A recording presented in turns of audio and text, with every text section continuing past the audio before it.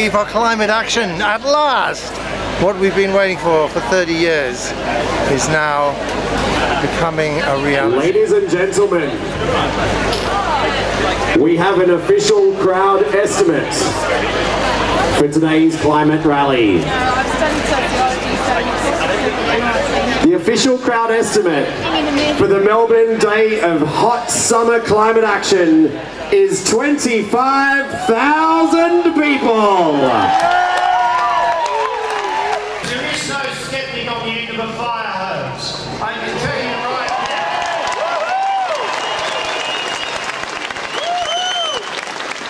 Since 2003 to 2012, we've had 9 major events that's resulted in significant loss of life and devastation to communities. We've had it in South Australia, we've had it in Tasmania, we've had large fires in Canberra, lost 500 homes. We had it here in Victoria in 2009. So whether you believe in climate change or not, I reinforce, at the end of a fire hose there is no skeptic. Here in Victoria, we lost 173 lives, 2,000 homes, communities were devastated. Queensland, while Victoria was booming, we were experiencing floods in Queensland. Can I say very clearly, the economic costs, let alone the human tragedy, is significant and cannot be sustained. Firefighters want to serve their community, but they want their decision makers to understand very clearly our workplace has changed, and we need you to do something about that to protect our safety and indeed the communities we serve. Thank you very much.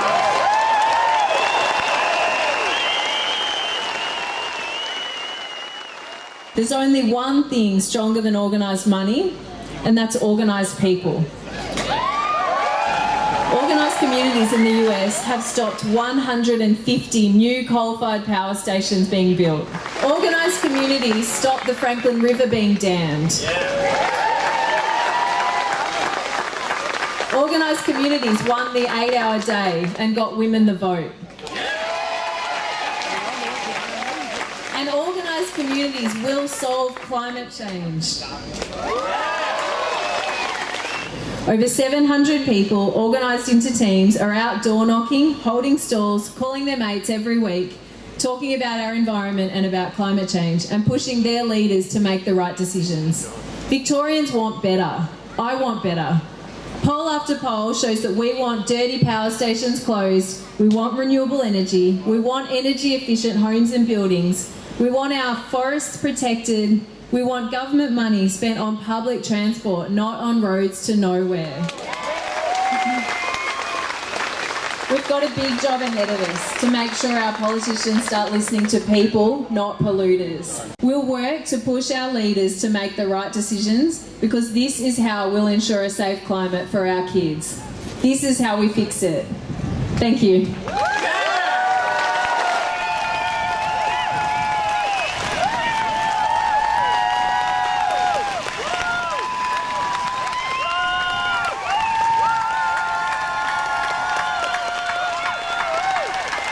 Thank you all so much for that. But you know who really deserves the congratulations? It's you, the people who care.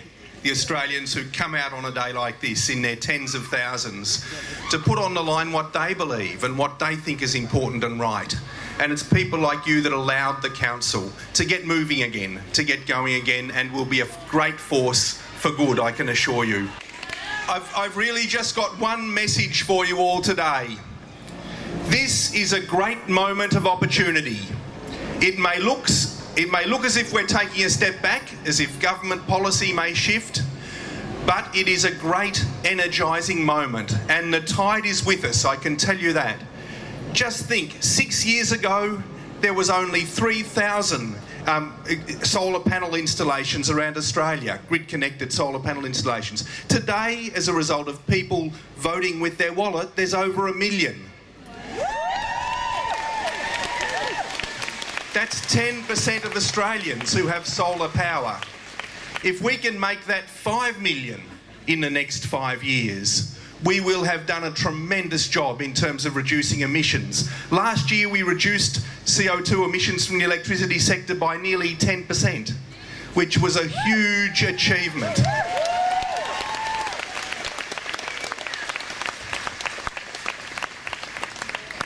The simple truth is this, that we cannot leave a matter as important as climate change to the fickleness and whim of Australia's politicians.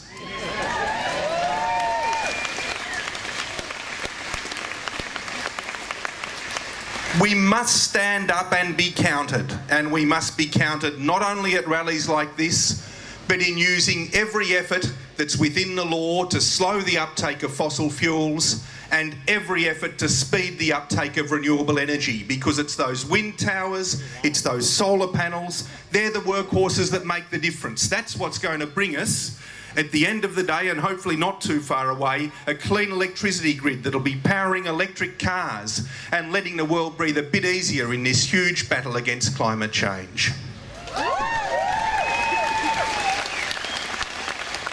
We know what the costs of inaction are. It's pretty simple really. If we let the world get warmer and we let southeastern Australia get drier, it's going to have an impact on fire. It's going to have an impact on fire weather. If we let the world get warmer, the ocean's going to expand. These are pretty simple propositions. They're not propositions for argument by anyone. They need to be accepted as the facts, and we need to start moving with that risk in our mind and also the opportunity in our mind. The opportunity of cost-effective clean electricity. For every solar installation in this country, we make solar cheaper. We make it that much easier for people in developing countries who've got less income than us to get on the solar bandwagon. We need to move together on this as a globe, and we as individuals in this country who care really need to lead. I hope you go away today from this rally completely energised and empowered. Make a difference for God's sake in the next year or two. If we do that, we will be in a good position to avoid the worst of dangerous climate change. But it is in your hands. Thank you so much for being here today.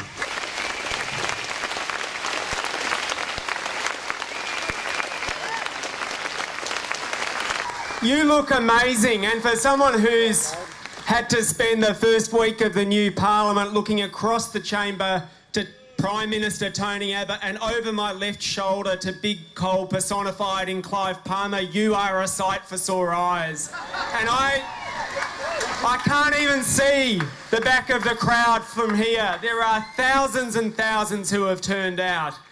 And I want to acknowledge the traditional owners of the land, the Wurundjeri, and pay my respects to their elders past and present. And as we've heard, they are telling us that this climate and that this country that they have looked after for so long is changing already, and it's changing in a bad way. And here we are in Melbourne and in Victoria, where we've just passed Cup weekend and we're on our way to Christmas, and things are starting to wind down, and people are looking forward to maybe going and spending some time camping in one of our national parks, or perhaps chucking a line in to catch some fish, or spending some time with your older relatives that you don't get to see that often.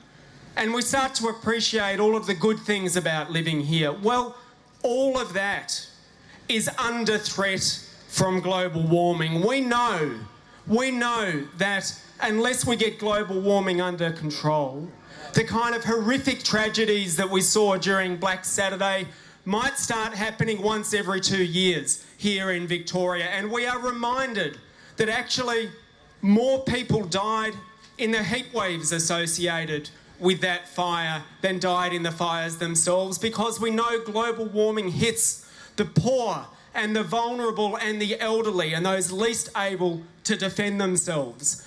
And we know, because the scientists are telling us, that this excess pollution that we're putting into the atmosphere is being absorbed into the oceans, and it's acidifying them. And that's affecting the food chain, and that's affecting our ability for our kids and our grandkids to go fishing in the future.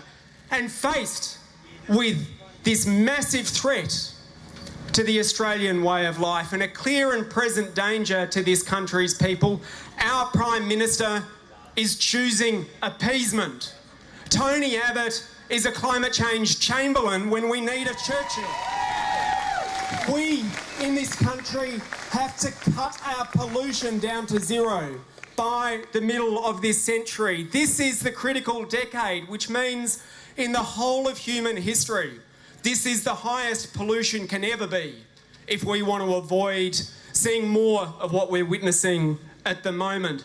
And Tony Abbott likes to take his cues apparently from the Bible and has urged everyone to repent. Well, I want him to listen to the message coming from the burning bush, because global warming is affecting Australia right now. And yes, he is right that we have always been a country prone to bushfires. So I say, why the hell would you wish more of them on us? And that is what is in store unless we get global warming under control.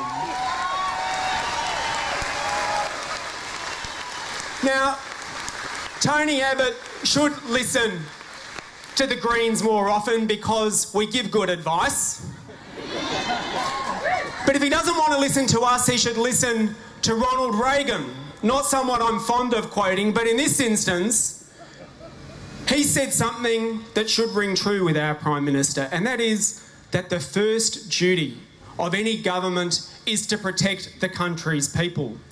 And Tony Abbott and this government is failing in the government's first duty of protecting our people and protecting our way of life.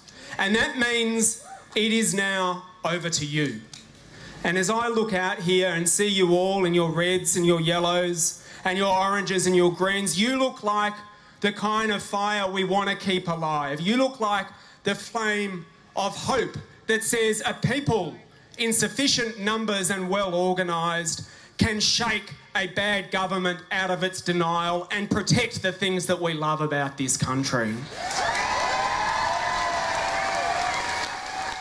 We are going to need you over the coming months and over the coming years to find your friends and your neighbours and your workmates and say to them, global warming is happening now. It is affecting our way of life.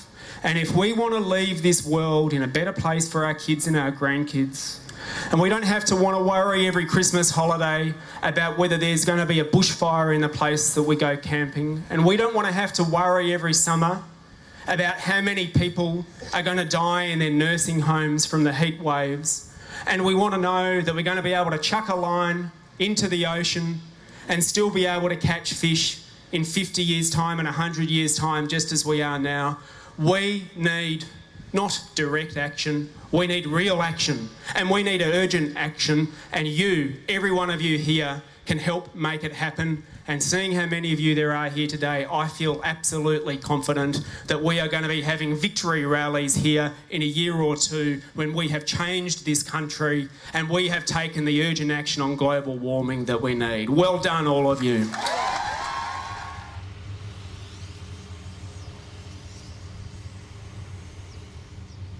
So many in our media and so many politicians who should know better deny that the science is settled here. They suggest that it's not settled.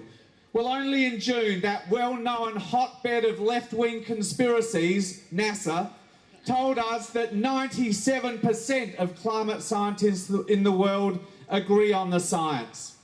We know that carbon dioxide levels in the atmosphere are now 40% higher than they were in the Industrial Revolution times, the highest they've been in more than 800,000 years. We know that ocean levels are rising twice as fast as they did on average in the 20th century. We know that oceans are acidifying faster than at any time in 55 million years. We know that it's getting hotter. Even in a La Nina phase, it's the hottest 12 months that we've ever experienced here in Australia. And through bitter experience, as Peter Marshall pointed out, we know that extreme weather events are getting more frequent and they're getting more intense. All around the world, nations are waking up to this fact and they're taking action, including, importantly, China and the United States. But at a time when the rest of the world is moving forward, Tony Abbott wants to take us backwards. We are poised to get rid of the cap on pollution. We are poised to pay billions of your dollars over to big polluters. And according to 2 reports released last week, we are poised, if the Liberal Party policy is implemented, to have our pollution levels increase by 12 or 13% by the end of this decade, instead of starting to come down. Well, this is not the time to move backwards. Australia has a great tradition of moving forward, a great tradition of planning today things to do to make sure that our children and our grandchildren will live safe, sustainable and prosperous lives. Now friends, this week you'll hear a lot about mandate. Tony Abbott will tell Adam and he'll tell me and he'll tell all of you to get out of his way as he slams the country into reverse gear. Well, I can tell you, friends, I got elected in Port Adelaide on a platform of taking serious action against climate change. And we will not be taking a backward step today, this week, this year, next year or ever. Thank you for coming out.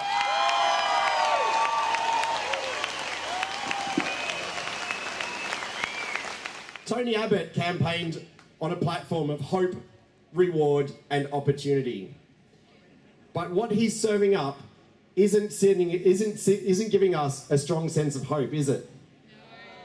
Rewarding the biggest polluters isn't the kind of reward we're looking for. We're looking for opportunities for our children, for our neighbours and for the people around the world to live in a safe, healthy climate. Please join me in welcoming Lucy Mann.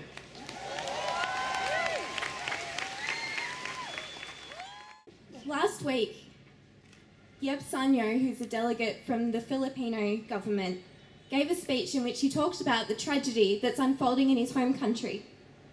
And although he was fighting back tears, he didn't break down in despair, and instead he spoke with the most remarkable courage.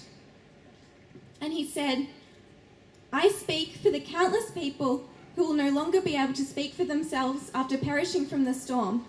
We cannot sit and stay helpless. It is now time for action.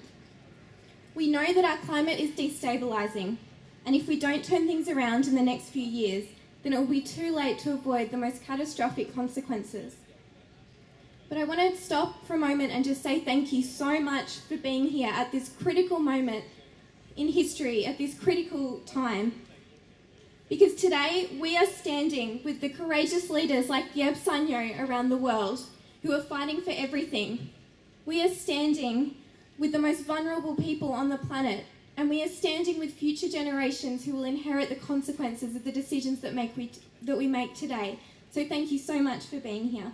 I really do believe that the most powerful thing that we share is not fear of what we might lose, but the most powerful thing that we have today is a shared vision of the world that we are going to create, a world that is more sustainable, fairer and just, and an Australia that is powered by the wind and by the sun.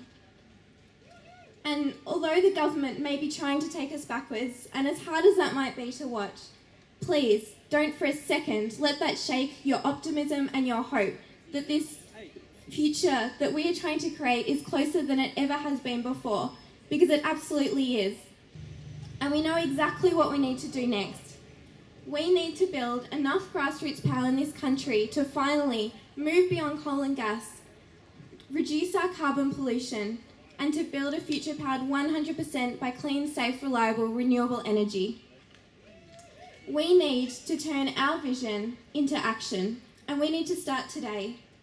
We need to beat the heat this summer, and if our government won't lead, then maybe we're looking to the wrong place for leadership, and maybe we need to step up and show what leadership looks like, and then they will have no choice but to follow in our wake.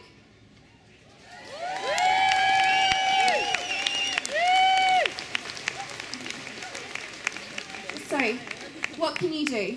We'll start by taking a look around you, Melbourne, because there are thousands and thousands of people here who will work with you from today to make this vision that we want a reality. And if you want to know how to get started, then I think you're in luck, because there's probably the highest concentration ever in the history of Australia here of volunteers who are working on some brilliant campaigns and projects about climate change.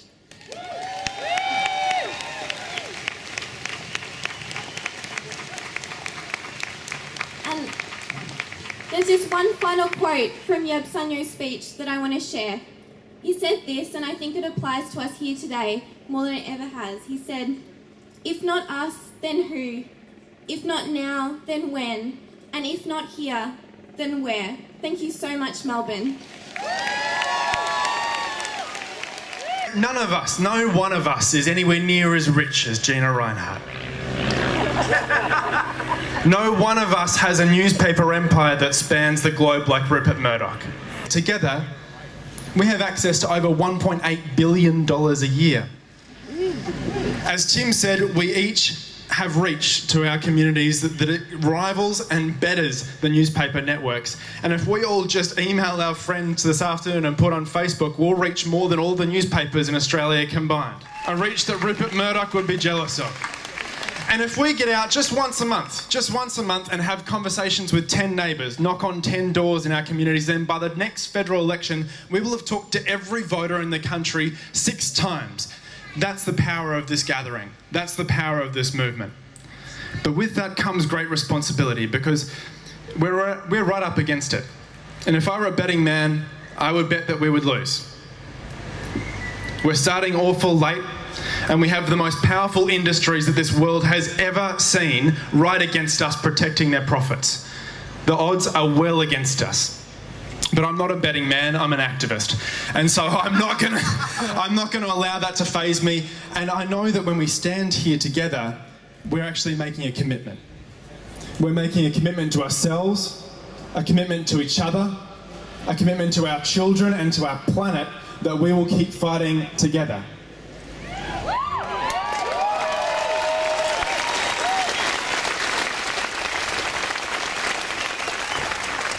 I believe that we won't solve climate change without a movement of people, and we are the people who showed up.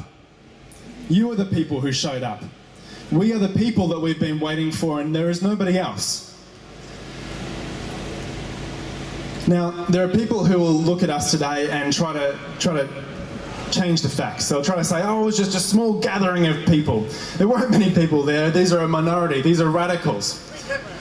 Well, I think the radicals are the people who are fundamentally trying to change the composition of our atmosphere and our planet. I think they're the radicals. And I want them to know how many of us there are.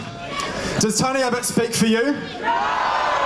Does Tony Abbott speak for you? Does he speak for you when he cut the Climate Commission? Did he speak for you when he fired scientists at the CSIRO? Is he speaking for you when tomorrow he votes to get rid of the carbon price in Australia? Does Tony Abbott speak for us?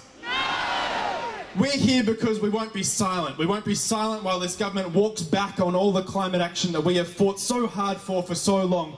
We are here because we won't be silent, we will be loud. So please join me now in being loud. Tim gave us the chant earlier, let's revive it again. Climate action now! Climate action now! Climate action now! Thank you so much for coming out, Melbourne. Thank you for fighting. So from all the 130 events across the country, thank you so much for being part of this. Let's keep it up.